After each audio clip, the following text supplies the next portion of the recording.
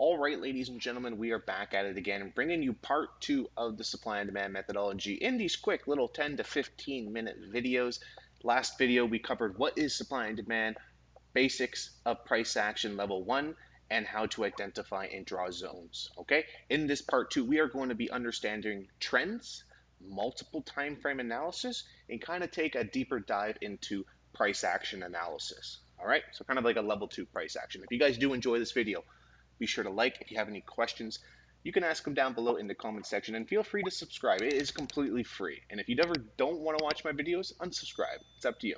All right. And if you guys want more information on these videos as well, I have made a whole tips videos for you guys. So if you guys didn't fully understand maybe what is the concept of supply and demand, basics of price action, how to draw and identify zones, well then here, if you go to my YouTube videos, go to my YouTube channel, click playlist, go to tips, view full playlist, wait for it to load. You gotta love the Mexican Wi-Fi. And then here you go. I've made videos on this. What is supply and demand, how to identify zones, price action, frequently asked questions, how to do trade management and risk management, should I be day trading or swing trading, and then I also have a 20-minute video, what we're gonna be talking about now, which is, where is it? I don't know. Oh, multiple time frame analysis, right? Level two price action. I have it all labeled out for you guys. So if you guys want more information, you can check out that.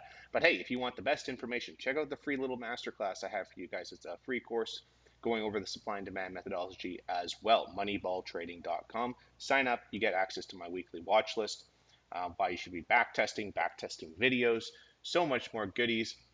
What are my top 3 tips? Why 90% of the traders are losing money, and how to overcome the fear of trading and losing, and so much more. All right, guys, so feel free to check that out, Moneyball Trading. If you guys want to add me on social media, Moneyball Austin, Twitter, Instagram, Facebook. Let's get into it. So, like we talked about, or like I mentioned before, part 2, we are going to be talking about understanding trends, multiple time frame analysis, and price action 2.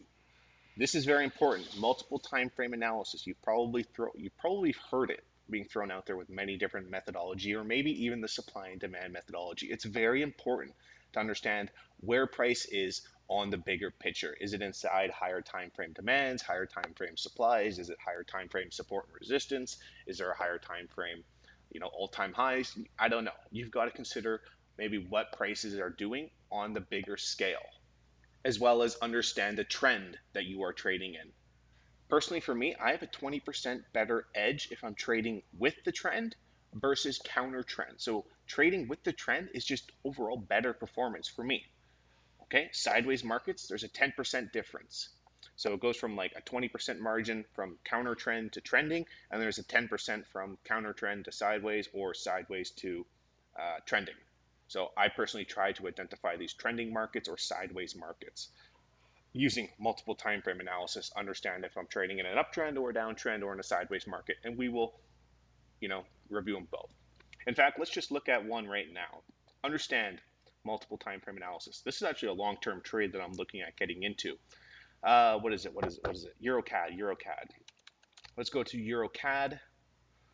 This is the same thing for all different trading systems or different commodities, Bitcoin, crypto, stocks. God, my Wi-Fi is horrible at night. I feel like all the Mexican children, are on their little video games or whatever they're doing. Actually, they sit outside lighting off fireworks. They're like 4 or 5 years old kids, lighting little bottle rockets, dancing devils, mighty mites. You wouldn't see that in America. Oh my gosh, I have my whole analysis already drawn up. Let me delete everything for you guys. Delete. So, understanding multiple time frame analysis, it's important to understand where price is on the bigger picture. So if we start here with a monthly time frame, this is for like a long-term swing position. It's very important if you're looking at like holding a trade for like a month.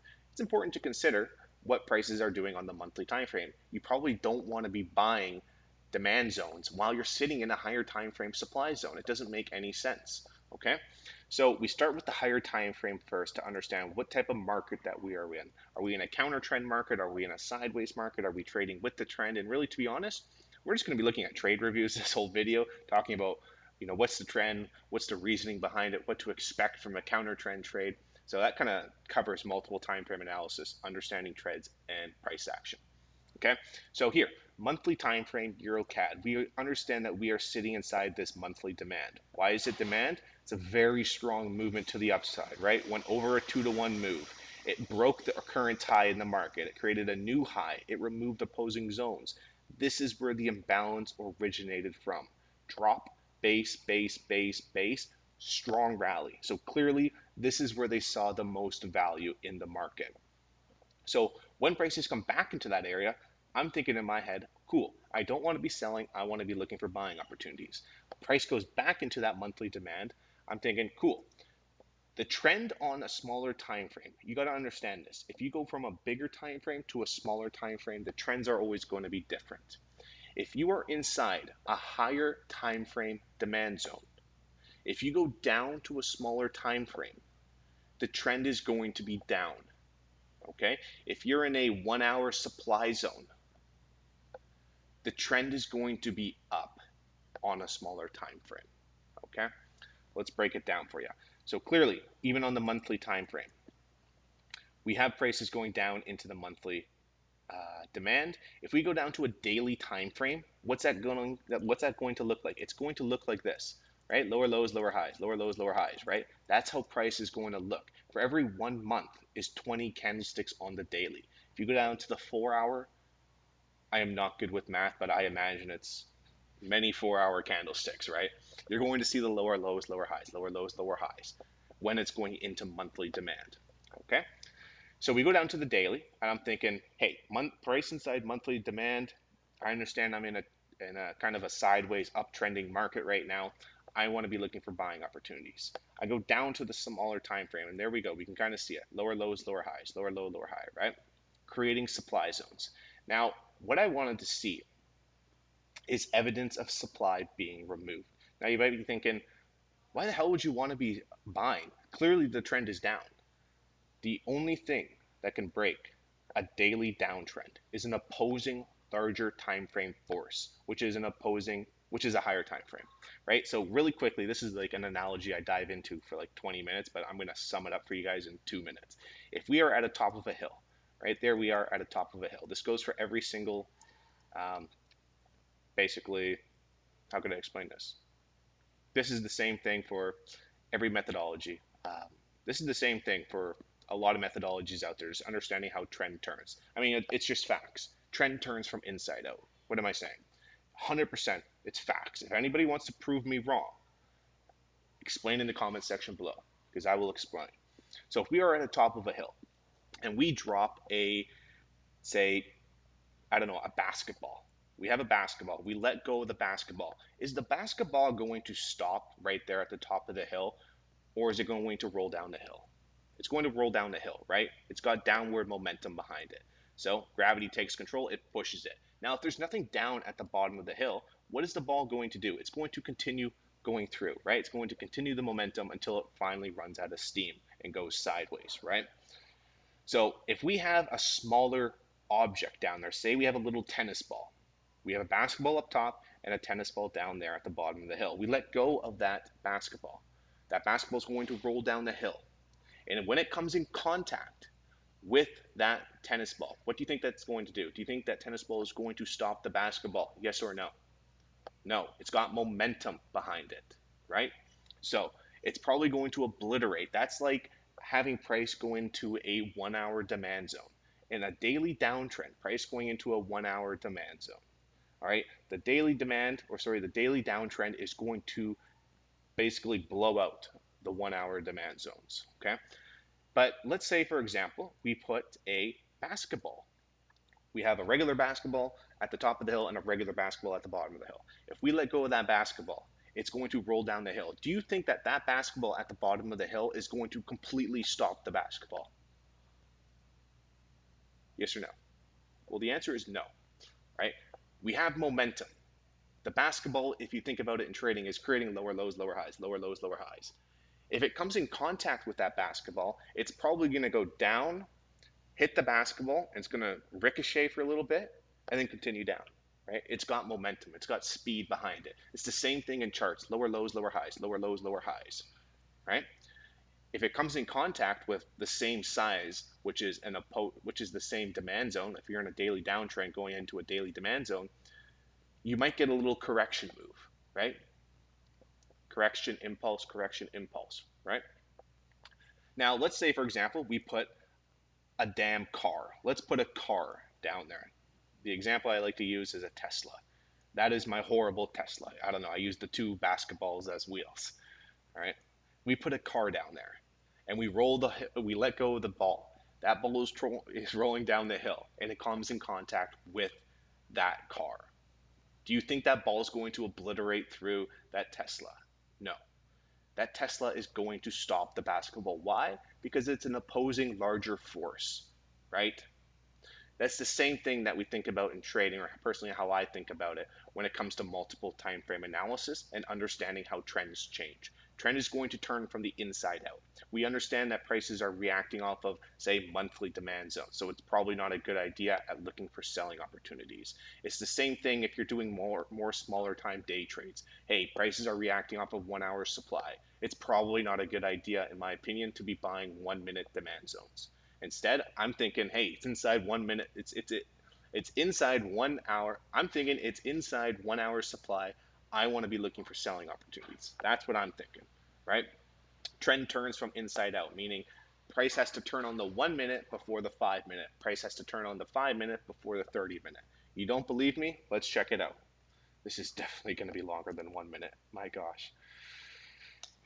In the private group, we have like videos set up. Like this is like a 2 hour lesson, 3 hour lesson just going over this. It's awesome. So really quickly, let's start at the 1 hour. Let's just say let's take where it is right now in price. Clearly this thing isn't an uptrend. Higher highs, higher lows, higher highs, higher lows. But if we go down, let's say that's our momentum, that's our trend line, right? Correction, impulse, correction, impulse. In my opinion, it's probably a good idea at looking for buying opportunities. And actually, somebody actually did in the private group bought this little 1 hour demand zone and traded it on a 5 minute, and they got out at their 2 to 1 because they understood multiple time frame analysis. Hey, we're in an uptrend. We made a pullback into demand. I want to buy on a smaller time frame. Now, if we go down onto a smaller time frame, it's going to be in a downtrend on a smaller time frame. All right.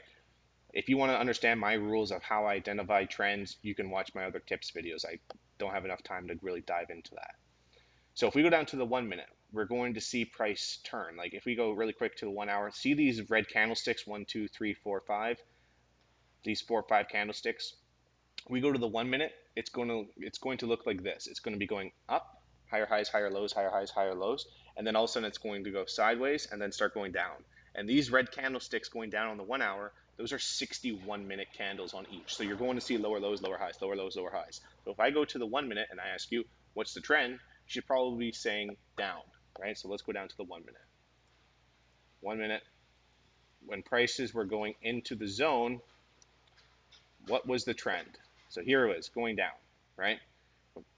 Make sure I got this correct. Oh, here. Here is the 1 minute time frame going down. This is when it came into my higher time frame demand. What is the trend? It's clearly down, right? I don't think you can call it an uptrend. But if you go to a higher time frame, that's a different story, right? Originally, when it hit its peak, it was in an uptrend. But then, what do you see? You start seeing trend lines being broken, demand zones being removed. That's an indication that trend is starting to turn, right? It goes from up to sideways, consolidation to turning, right? So if we want to look at a trade review really quick, let's look at, sure, I mean, I guess I just had this one ready for you guys. Understanding weekly time frame, pound, Canadian weekly. Looking at multiple time frame analysis, prices are crashing. People for weeks on end, 3 weeks, it was crashing here. Let me blow this. No, it's cool. Here, I actually got this. Sideways, I didn't really blow it up, but I can draw on it now. Prices are going sideways. Overall, we scroll, right? We scroll out on the bigger picture, we can kind of see the trend. Definitely going sideways. I highlighted this area because clearly anytime it's in this general area, buyers are taking control, and anytime in this area, sellers are taking control. So I definitely don't want to be buying anytime it's high here, or I definitely don't want to be selling when it's down there. Instead, when it's low, I want to be buying. When it's high, I want to be selling. That's all I was trying to do. People would be looking at me like, dude, you're crazy. Why the hell are you buying? Well, look at the big picture, guys. It's clearly worked once, twice, three, four, five, six times. Why the hell? I'm going to take a chance that it's going to work again. Clearly, buyers have stepped in every single time. Now, I'm not just going to buy the straight up zone. I want to see evidence of buyers taking control. And what did we mention earlier? Price turns from inside out. So if you go down to a 4 hour, those three candlesticks right here on the weekly going down, that's going to be lower lows, lower highs, lower lows, lower highs, lower lows, lower highs on the 4 hour, right? And I start to see evidence coming in because we understand trend turns from inside out, right? 1 minute before the 5 minute, 5 minute before the 30, 30 before the 1 hour, and so on and so on. We finally have enough evidence on the 4 hour by breaking trend lines, removing opposing supply zones. We don't remove supply zones in a downtrend, guys. We respect supply zones in a downtrend. We respect demand zones in an uptrend. We don't start removing demand zones in an uptrend. We don't start removing supply zones in a downtrend. So you might be thinking, why aren't you selling? Look at the bigger picture, guys. We are here sitting inside demand. So that's why I was looking for buying opportunities. And then I saw the evidence of buyers coming in, like we just reviewed. Price turns from inside out. Trend lines being broken, opposing zones being removed, buying the pullback. Okay. So actually, let's go into a trade review from the members. This is one by Joshua. He was trading with the trend. He was looking at higher time frame, 4 hour time frame, trend up, higher highs, higher lows, higher highs, higher lows, like this. This is basically, I'm just covering part 3 of this too. I have part 3 written down, top-down analysis / tips. Screw it.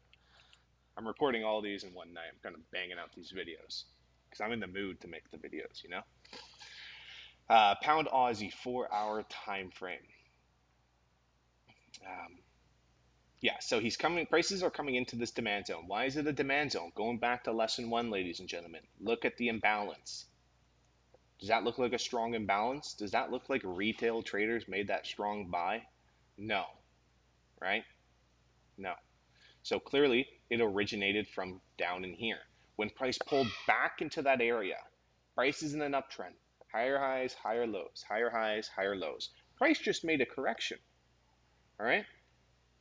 He's looking for buying opportunities because it's sitting inside his demand zone. So then he went down to his lower time frame and he started to see trend lines being broken. Right? What did I say earlier, guys? Lower lows, lower highs, lower lows, lower highs. That one candlestick on the 4 hour is a very strong red candle. You might be thinking, dude, you're an idiot for buying. You're an idiot. You probably don't hurt his feelings. He made a bunch of money on this trade. You ain't hurting his feelings, all right? He's laughing. He's smiling. Big, strong red candle. That's going to be lower lows, lower highs on a smaller time frame. He understands where price is on the bigger picture. He understands the type of market he is trading in. He's trading in an uptrend. He's buying into a pullback, into a higher time frame demand zone. He's got the mindset of a smart, intelligent trader. But hey, so far in part 1, we did talk about what is supply and demand, the price action basics, how to identify and draw zones. Part 2, understanding trends, multiple time frame analysis, price action. Part 2. And to be honest, we kind of went into part 3, but I think in part 3 we're going to talk more about trends and top-down analysis and anything else that I can think of. All right. So I will see you guys in part 3. If you guys want to check out the tips playlist, check it out. YouTube playlist tips. It goes into more examples, longer videos and stuff like that. Feel free to check out the free mini course, moneyballtrading.com. It goes into way more detail, like I explained. My watch list, why 90% of the traders are losing money, what are my top 3 tips, why you should be doing this over this, what are the steps of a trader, how to go from break even, or not even break even, how to go from a losing trader to break even and go from break even to consistently profitable. I have it all set up for you guys, and we talk about the supply and demand methodology as well, and we break everything down. It's fantastic. You can reach out to me on social media as well, Moneyball Austin. All right, guys, I hope you enjoyed this one. Like, comment, subscribe. I'll see you in the next one. Bye-bye.